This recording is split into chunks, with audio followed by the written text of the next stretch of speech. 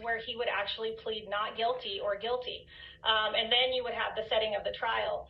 So we're still at this very early stages, and it doesn't really signify anything to me other than that they are looking at this is a good time to bring in some additional resources. What's up, guys? Happy Wednesday. Hope everybody's doing well. All right, so we got a little bit of news, some more news in the Idaho 4 Bryan Kohberger case. So looks like the prosecution is going to get some help. They're bringing in 2 more, lawyers, attorney generals to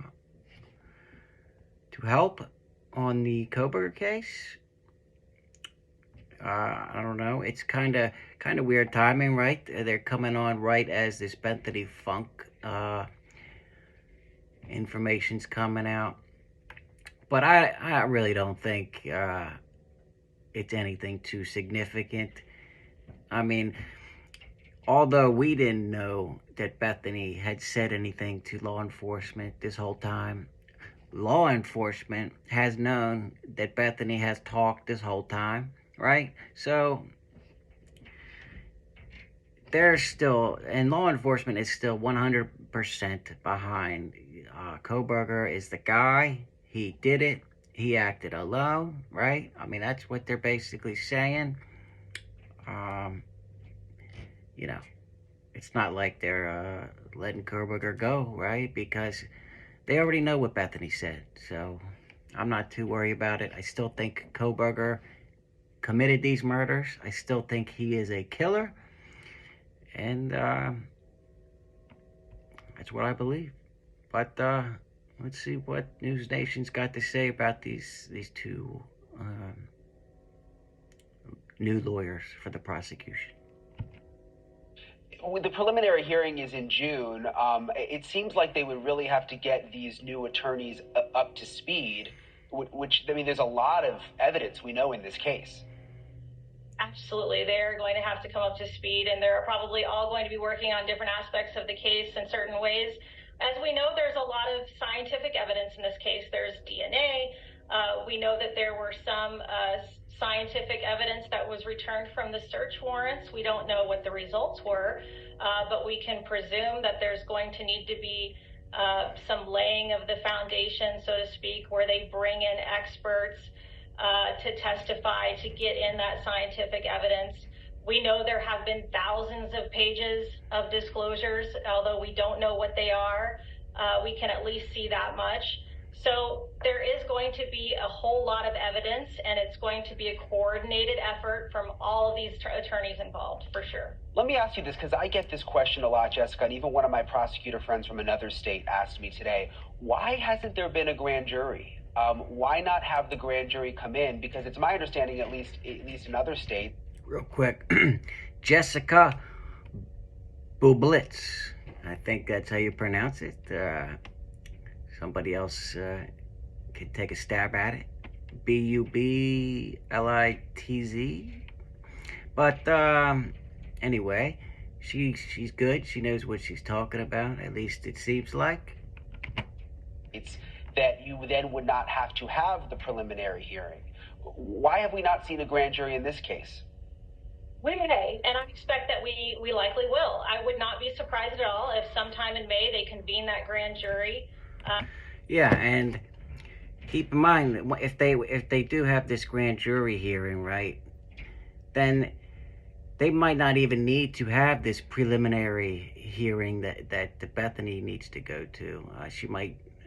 They might want her to go to the grand jury, but and in Idaho they can force Bethany to go. That's the law in Idaho. I kind of disagree with that. I think Bethany should be able to do whatever she wants to do. I think she should be able to not go if that's what she wants. I wouldn't want to see somebody that allegedly killed my friends, right? That's just me. Grand juries, at least in Ada County, they convene regularly and every week, every 2 weeks or so. And so I don't know what the time schedule is like up there. It's a smaller county in Latah County, but they're going to convene a grand jury when they can, and then we won't know about it. It will be a surprise if they find probable cause through the grand jury process. So it's very likely, you're right, that sometime in May, they may have a grand jury set to convene.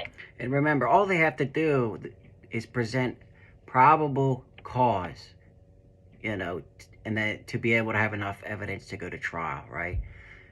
So all they got to do is just present the knife sheath with his DNA, and that's probably just right there enough probable cause to go to trial. And they don't have to show all their cards. They just have to show, you know, enough probable cause.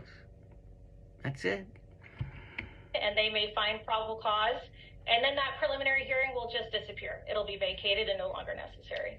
Interesting. And just real quick, since we have you here, and yeah, because the whole point of the preliminary hearing was to determine probable cause, so it won't be necessary. You understand Idaho law so well. I want to ask you about the development from yesterday about Bethany Funk.